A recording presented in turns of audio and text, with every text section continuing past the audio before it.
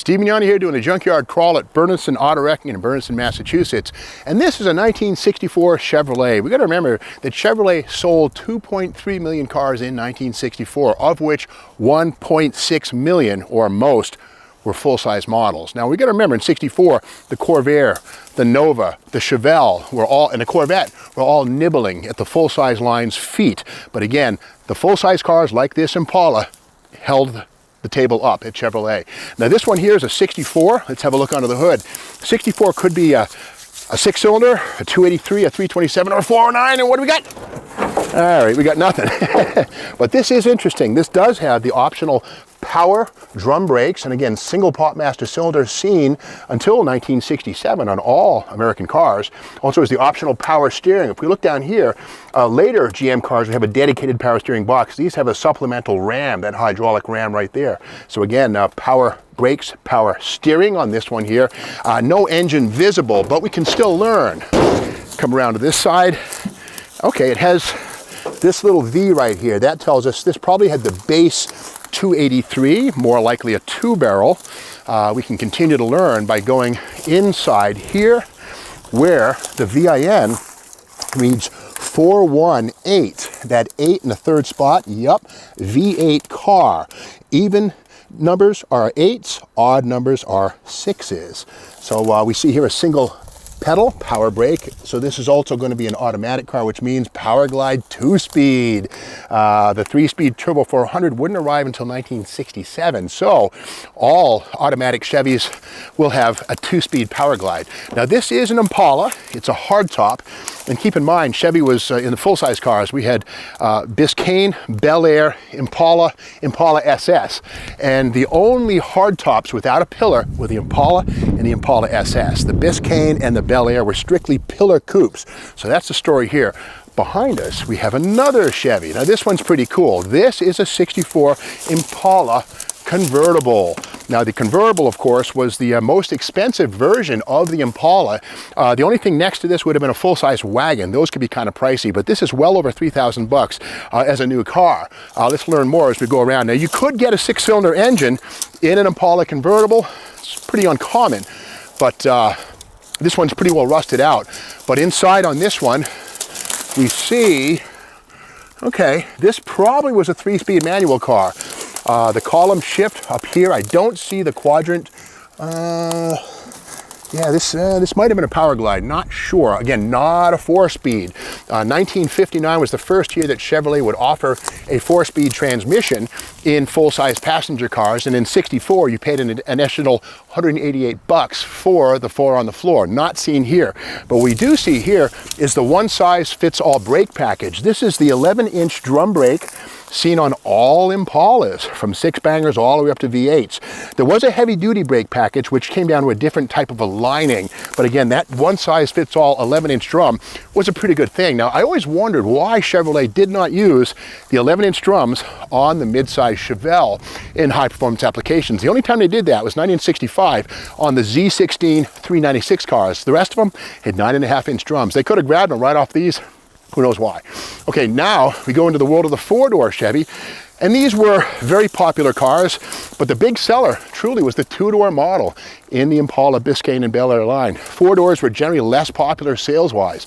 Now this one here is a hardtop without any kind of a pillar, which tells us it's not a Biscayne, it's not a Bel Air. This is certainly an Impala, because the Impala was the only one available with the 4-door hardtop body style. The beauty of the 4-door hardtop, roll the windows down, and it's the next best thing to a convertible. Open air motoring. You can look and see there's no pillars to get in the way.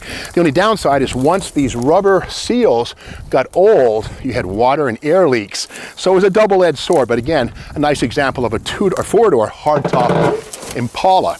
Now, this is not an Impala SS. We've got to remember the Impala SS was strictly 2 doors. No 4-door Impala SS, except for 1961, the debut year of which a handful were built. Now, here we have a more typical 4-door Chevy with the fixed pillar right there. Now, this one here, the door is locked, but this pillar and the full door frames tell us this is either a Biscayne or a Bel Air. or an Impala. You could actually get the Impala with the post, but again, the Biscayne and Bel Air could not be had as the hardtop, but all three could be available with this post here. Now this is probably bought by somebody who didn't want to hear the wind and the water whistle and leak as the years went by. Now this one shows a V8 emblem here, so again, probably a 283. The 327 would have a 327 up here. And of course the 409 would also have a different emblem. So this is probably a 283 two-barrel, maybe four-barrel car. Moving on to the granddaddy of them all, the station wagon. Now we got to remember that the station wagon, the steel-bodied wagon, was new in the post-World War II era, replacing wood-bodied wagons. I think 1949 or 50 was the first steel-bodied wagon. And at Chevrolet, steel-bodied wagons went from maybe 3% of production to about 16% of production by 1964. So wagons were very popular vehicles in the day because this essentially was the minivan of the 1960s. You know, baby boomer families went to and from the supermarket on family vacations in the wagon. Now this one, the brakes on this master cylinder is right here. I don't see if there's power brake booster or not. We can look at the cowl tag over here and learn a little bit more about this one. Now these are available as 6-passenger or 9-passenger wagons. We go to the VIN, and if we see 164, it's a 9-passenger, or 163, that means this was a 6-passenger wagon, not the big 9-passenger car with 3 rows of seating. Let's walk down the side here. And I gotta say, the beauty of the steel dashboard, stamped to look kind of like a fiberglass Corvette dash, but that's all metal. And yeah, not an ounce of foam padding to be seen. You know, federally mandated crash worthiness was still a little ways down the road in 1964. But inside, we look, you could get a 4-speed in your wagon in 1964, but clearly not seen here. It might have been a radio delete car, not sure. Usually people don't take the trim plates for no good reason, but I like what we see here. Here are the original poverty wheel covers. These are what you would have found as base wheel covers on 1964 Chevys, probably original to this car. Here in the back, there is a couple manual transmissions right there. Those are 3 speeds to the left. This car, I don't see pedals under the dash, so this might have been a 3-speed manual from the factory. Not that uncommon. And keep in mind, the pedal assembly under the dash, if you look there, you see the pedals are gone. If you have a 4 on the floor, full-size Chevy, or want to make one, the 3 on the tree pedal assembly totally does the job. So this probably was a manual transmission car that somebody scavenged the pedals to turn their full-sized into a 4 on the floor car. The pedal, again, is workable for that. This one does have the fold-down tailgate with the receding glass. These were available with either manual like this or a power motor inside.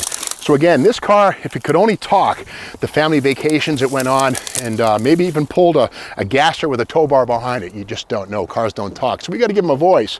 But 1964, again, of 2.3 million Chevrolets sold, 1.6 or so million were full-size cars like this. Now that equation would remain almost constant throughout the 1960s, but of course by the 70s, the full-size cars were pretty much surpassed by the smaller vehicles as we raced toward fuel economy and better emissions. But 64 Chevy is one of the best cars out there, and it's amazing to see 4 or 5 of them with every body style optioned here at Bernardston Auto Wrecking. So if you like this video, be sure to subscribe to the Steve Maggs YouTube channel. There's plenty more to come.